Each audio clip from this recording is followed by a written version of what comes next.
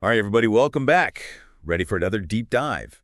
Today, we're strapping in and taking to the skies. Sounds exciting. You bet it is, especially when we're talking about one of the hottest topics in military aviation, South Korea's KF-21 Boramae fighter jet. This thing's turning heads all over the world, and we're going to break down why. I'm ready to dig into it. Me too. We've got some fascinating reports and insights to guide us on this deep dive. One of the things that really jumped out was this focus on the KF-21's safety.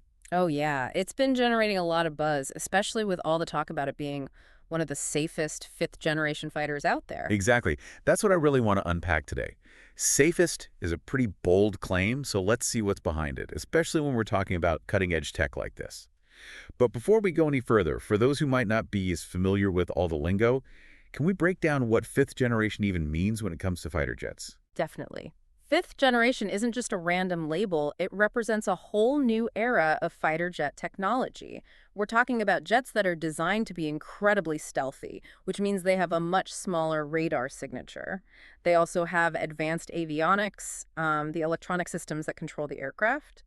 This means they can process information much faster and have a much higher level of situational awareness. So it's not just about being faster or having bigger weapons. Not at all. It's about being smarter and more agile. Think of it like this. Instead of just reacting, fifth-generation jets are designed to anticipate threats and stay ahead of the game. Okay, that makes sense. So fifth generation is all about pushing the boundaries of what's possible. But is all this new tech always a good thing? I mean, could all this complexity actually introduce new risks?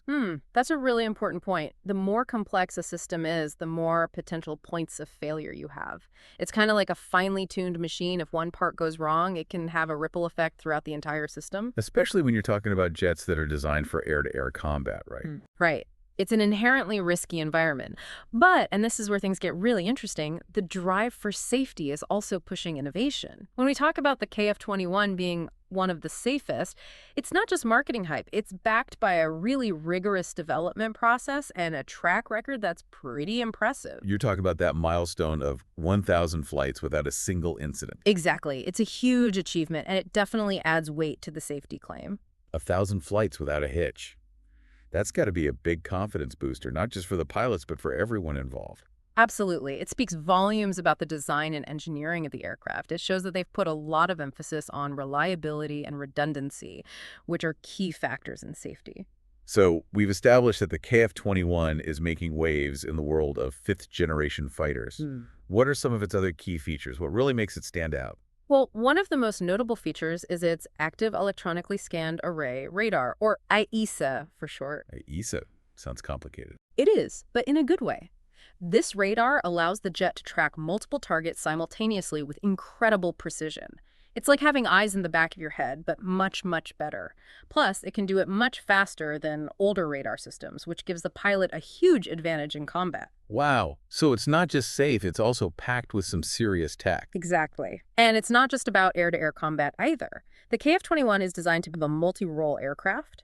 It can engage enemy aircraft, it can bomb ground targets, and it can even provide electronic warfare support. It's like the Swiss Army knife of fighter jets. It does it all. You could say that. And all of this is wrapped up in a package that's specifically designed with safety as a top priority. So how does the KF-21 compare to other big names in the fifth generation game? You know, like the F-35 or the J-20? That's a great question. The KF-21 is entering a pretty crowded field, and it's definitely turning heads with its combination of advanced capabilities and this emphasis on safety.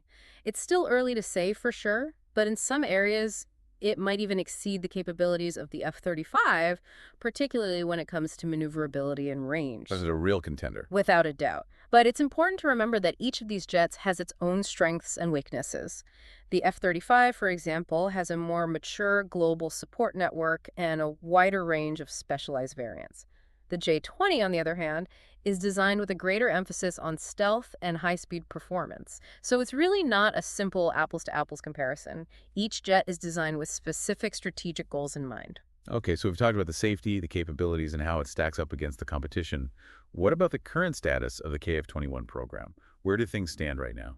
The program is moving full steam ahead. It has completed its development phase and is currently transitioning into full-scale production and deployment. So we're going to start seeing these jets in action soon. That's the plan. It's a major milestone for South Korea's aerospace industry.